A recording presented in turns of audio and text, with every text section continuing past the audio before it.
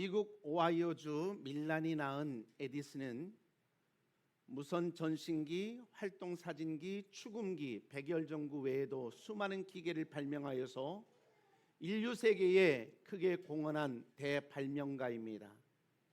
Edison, born in Milan, Ohio, USA, was a great inventor who contributed greatly to the human world by inventing numerous machines, including the wireless telegraph, motion picture, phonograph, and incandescent light bulb. 그러나 그는 모든 것을 발명하기 전에 그의 젊은 날에 기머거리가 되었습니다. However, before he could invent anything, he became deaf in his youth. 하지만 그는 그 불행에 처하여서 조금도 낙심하지 아니하고 고군분투하였습니다. However, he did not lose heart at all due to his misfortune and struggled. 그리하여 그는 인류 문화에 크게 공헌한 위대한 과학자가 된 것입니다. As a result, he became a great scientist who greatly contributed to human culture. 그는 도리어 불행을 불행으로 생각하지 아니하고 그 불행을 유익하게 이용했습니다. Rather, he did not think of misfortune as misfortune, but used it to his advantage. 그리고 그는 그 불행을 도리어 감사했습니다. And he was grateful for it. 참으로 내가 기머거리가 된 것을 감사하는 것은 연구에 몰두할 때 잡음이 들리지 않아서 많은 도움이 된 것이다. 이렇게 고백하였던 것입니다. He confessed, I am thoroughly grateful that I am deaf because it helped me a lot when I was concentrating on my research because I could not hear any noise. 모든 것을 감사히 받으려고 하는 사람에게는 감사치 않을 것이 하나도 없습니다.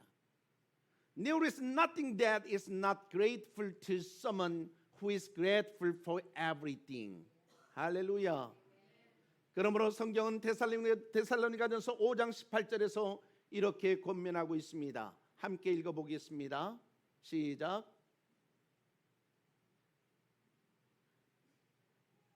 준비 안 됐어요? 범사에 감사하라.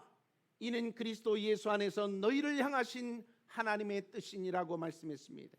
Therefore, the Bible adverts us in 1 Thessalonians chapter 5 verse 18. It says, "In everything give thanks, for this is the will of God in Christ Jesus for you."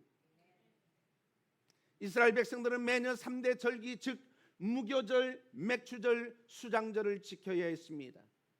The Israelites were required to observe 3 major feasts each year.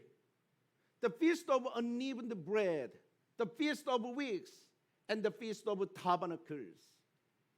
무교절은 출애굽 전 급박할 때 하나님의 명령대로 무교병을 먹은 것을 기념하려고 아비벌 15일부터 21일까지 7일 동안 지켰습니다. The Feast of Unleavened Bread was observed for 7 days from the 5th to the 21st of Abib to commemorate the eating of unleavened bread as commanded by God before the Exodus. 맥주절은 보리 수확을 기념해서 드리는 봄 작물 추수 감사제입니다. The Feast of Weeks is a spring crop harvest, the Thanksgiving feast commemorating a barley harvest. 그리고 수장절은 연말의 추수를 끝낸 후에 큰 기쁨으로 지키는 절기를 말합니다. And the Feast of Tabernacle is a feast observed with great joy after the harvest at the end of the year. 절기를 지키는 것도 중요하지만 어떤 마음을 가지고 절기를 지키느냐가 사실상 더욱더 중요한 것입니다. while observing the feast is important. With what kind of heart do we observe the feast is actually more important.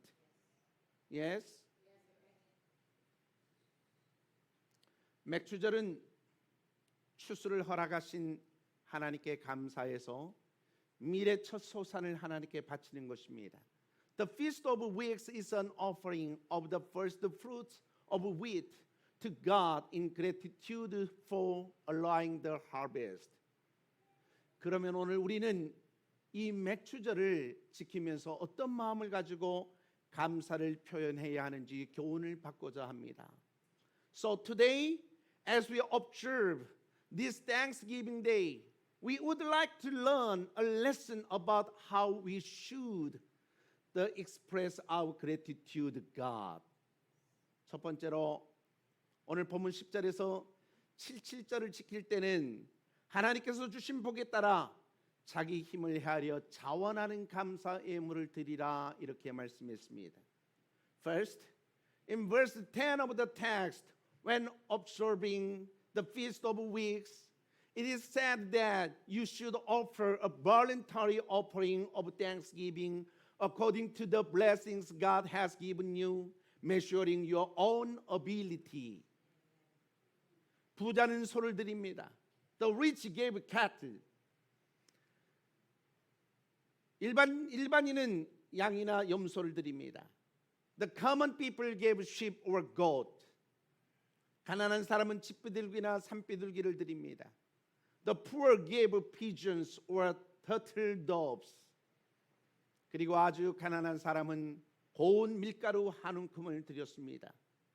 And the very poor gave the handful of fine flour. 하나님은 자기 형편대로 자원해서 드리기를 원하십니다. God wants you to give voluntarily according to your circumstances. Yes? 강요에 의해서 빚을 내서 헌금을 하면 덕을 세우지 못할 수 있습니다. If you give by force or by borrowing money, you may not be able to build virtue. 부흥회 때 자기 장기를 팔아서 건축헌금을 드린 얘기를 듣고 감동을 해서 그와 유사한 극단적인 방식으로 헌금을 하겠다고 하는 것은 사실상 하나님께서 원하시는 그런 모습이 아닙니다. If you are moved by the story of someone selling his or her organs and giving a building fund during a revival meeting and decide to give in a similar extreme way, that is not God wants.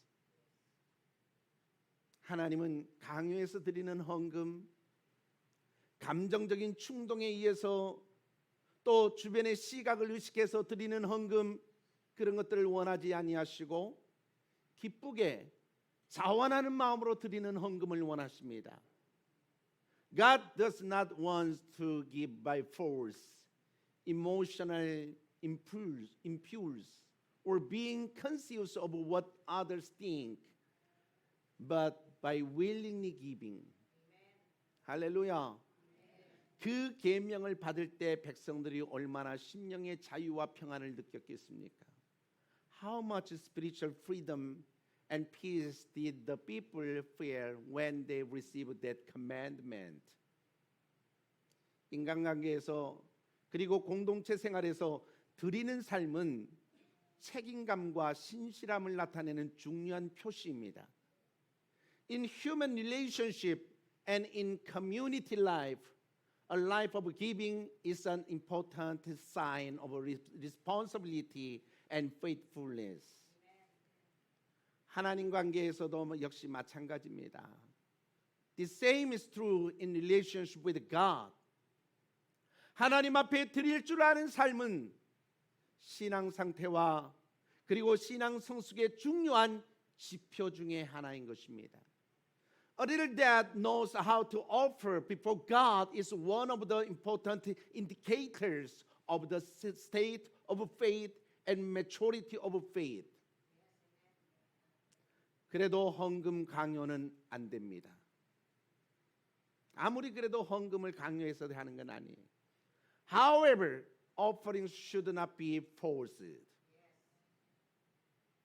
가혹한 신앙은 그 어떤 것보다도 더 무서운 후유증을 낳을 수 있는 것입니다. A harsh faith can produce more terrible after effect than anything else.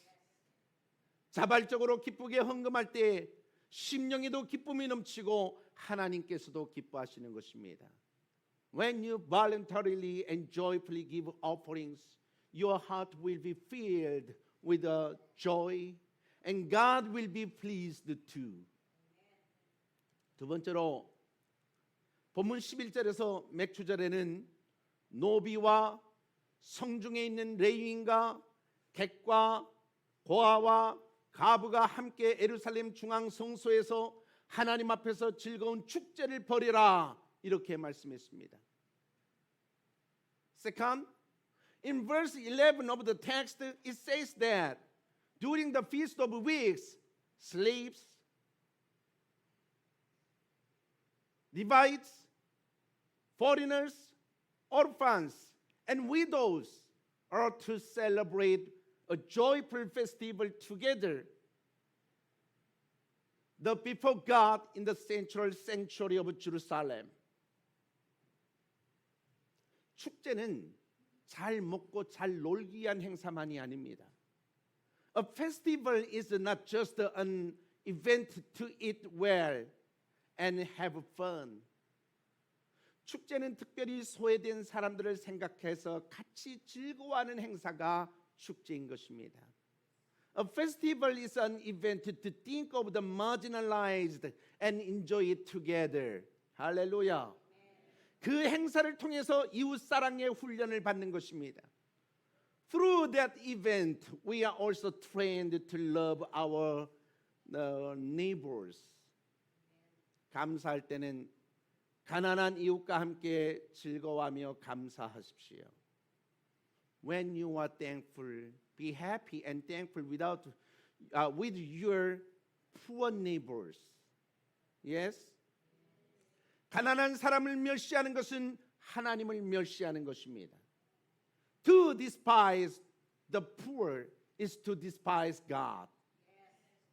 기쁨과 즐거움을 누릴 때는 늘 마음 한구석에 기쁨과 즐거움을 마음껏 누리지 못하는 소외된 사람들에 대한 안타까운 마음을 가지십시오. When you are enjoying joy and happiness, always keep in a corner of your heart a feeling of pity for the marginalized who cannot fully enjoy joy and happiness. 주변인의 행복을 생각하지 않고 중심인의 행복만을 누리겠다는 것은 신기루에 가까운 것입니다. It is close to a mirage to think of the happiness of the central person without thinking of the happiness of those around you. 하나님께서 내게 남보다 많이 누리게 하셨다고 생각하고 감사하면 그 감사한 마음을 소외된 자들과 함께 하려는 마음과 실천으로 표출하십시오. If you think that God has given you more than others and you are thankful, express that gratitude by wanting to share it with the marginalized and putting it into practice. 할렐루야. 진심으로 하나님께 감사하는 마음을 가지면 소외된 사람들이 눈에 보이는 것이 정상인 것입니다. If you have a heart of sincere gratitude to God, it is normal for the marginalized to be visible. 소외된 사람들을 생각하는 마음은 하나님이 주신 마음이요 성령 충만함을 나타내는 또 하나의 지표인 것입니다. The heart that thinks of the marginalized is a heart given by God, and it's another indicator of being filled with the Holy Spirit. Amen. 은혜를 받으면 돌처럼 딱딱한 마음이 사라집니다. 그리고 살처럼 부드러운 마음이 생기게 되는 것입니다. When you receive grace, your heart as hard as a stone disappear, and a heart as soft as flesh is created. 다른 그 어떤 것들에 대해서 너무 걱정하는 마음을 가지지 말되 다만 소외된 사람들이 어떻게 살아갈까에 대해서는 걱정하는 마음을 가지십시오. Don't worry too much about anything else, but be concerned about how the marginalized people are living. 그런 마음은 자신이 누림에 대해서 하나님의 은혜에 진심으로 감사하고 있기 때문에 생기는 마음인 것입니다. Such a heart comes from being truly grateful for God's grace for your enjoyment. 록펠러는 33살에 백만장자가 되었고 43살에 미국의 최대 부자가 되었고 53살에는 세계 최대의 갑부가 되었습니다. Rockefeller became a millionaire at the age of 33. The richest man in America at 43. And the world richest man at 53. 그러나 그는 돈 버는 일에만 매달려 악덕 기업주라는 말을 들었던 그에게는 결코 행복함이 없었습니다. However, he was never happy because he was obsessed with making money and was called an unethical business owner. 55세가 되었을 때 그는 머리와 눈썹이 빠집니다.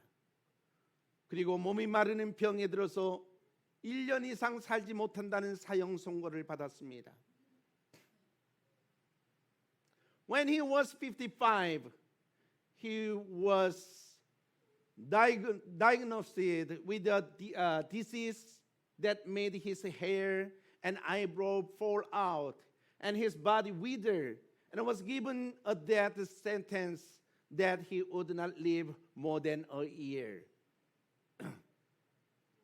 그때부터 기자들은 그의 사망 기사를 미리 써놓고 타전 날만 기다리고 있었습니다. From then on, reporters wrote his obituary in advance and waited for the day of delivery. 어느 날 그가 최후의 검진을 위해서 휠체어를 타고 병원에 들어서는데 병원 로비에 걸린 액자의 글이 눈에 들어왔습니다. One day, as he was entering the hospital in a wheelchair for his final checkup, he saw a framed text hanging in the hospital lobby. 주는 자가 받는 자보다 복되도다. It is more blessed to give than to receive. 할렐루야. 그 글을 보자 갑자기 어렸을 때 하신 어머님의 말씀이 떠올랐습니다. When he saw the text, he suddenly remembered what his mother had said to him when he was young. 그의 어머니는 그에게 세 가지를 꼭 당부했습니다. His mother had always told him three things. 첫째, 교회를 내 몸처럼 사랑해라. First, love the church as your own body. 둘째, 하나님의 일을 하는 사람에게 힘이 되어드려라. Second, be a strength to those who do God's work. 셋째는 11조에 관한 것인데 소득의 10분의 1은 하나님께 바치고 10분의 1은 이웃을 위해서 써라. The third is about tithing. Give 1/10 of your income to God and use 1/10 for your neighbors. 그 어머니의 음성이 생각나면서 마음속에 전율이 흐르고 눈물이 났습니다.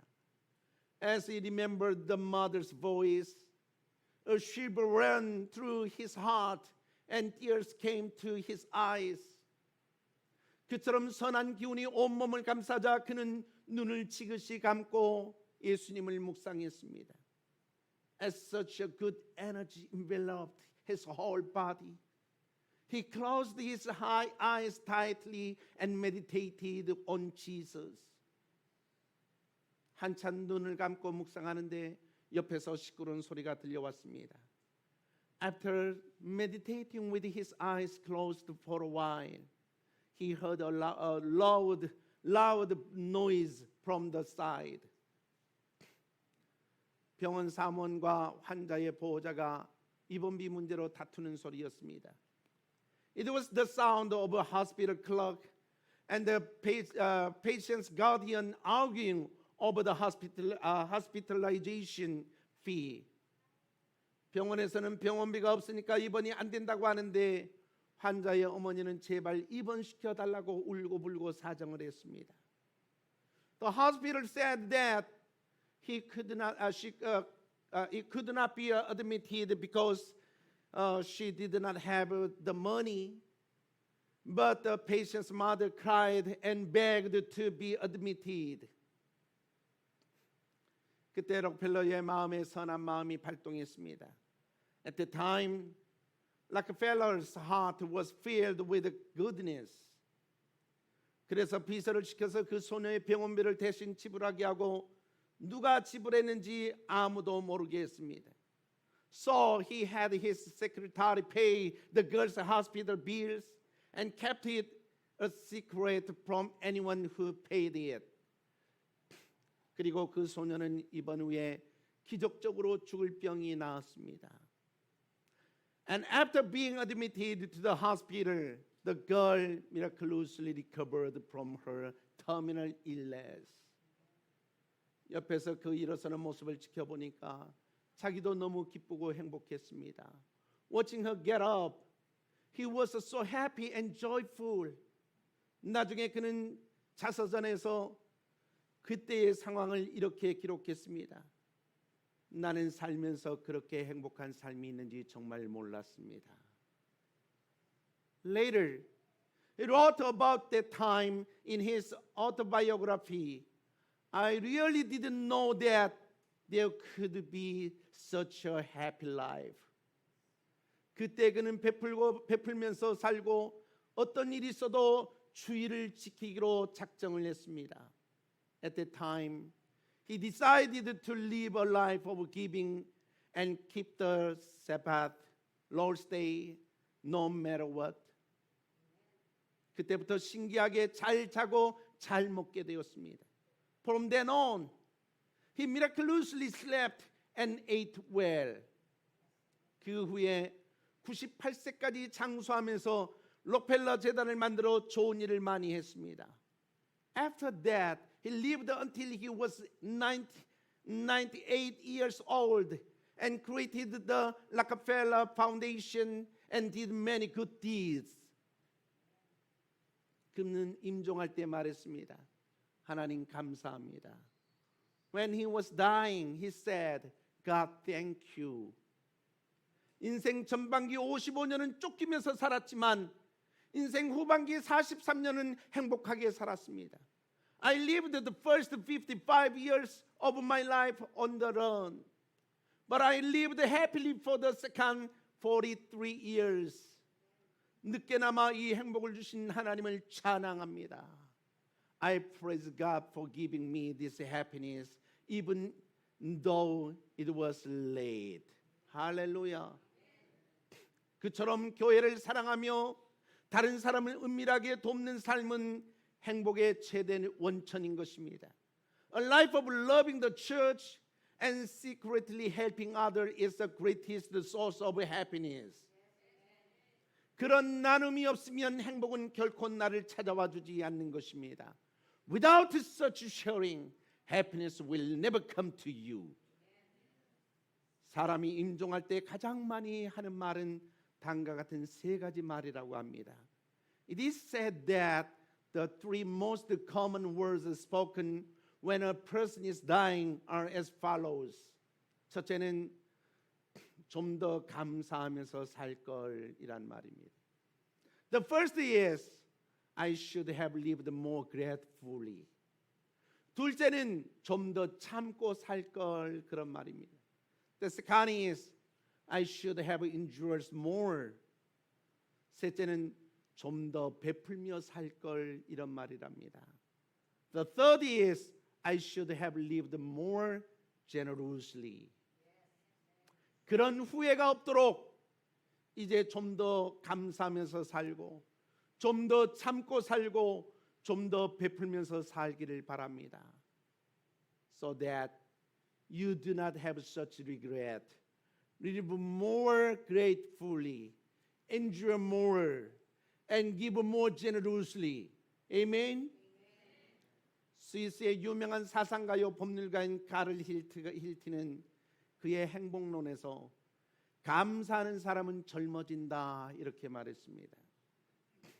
카를 힐티, a famous Swiss thinker and lawyer, said in his book on happiness that those who are grateful become younger. 그리고 미국의 대통령을 지낸 에이브람 링컨은 감사할 줄 아는 사람에게는 발전이 있다라고 했습니다.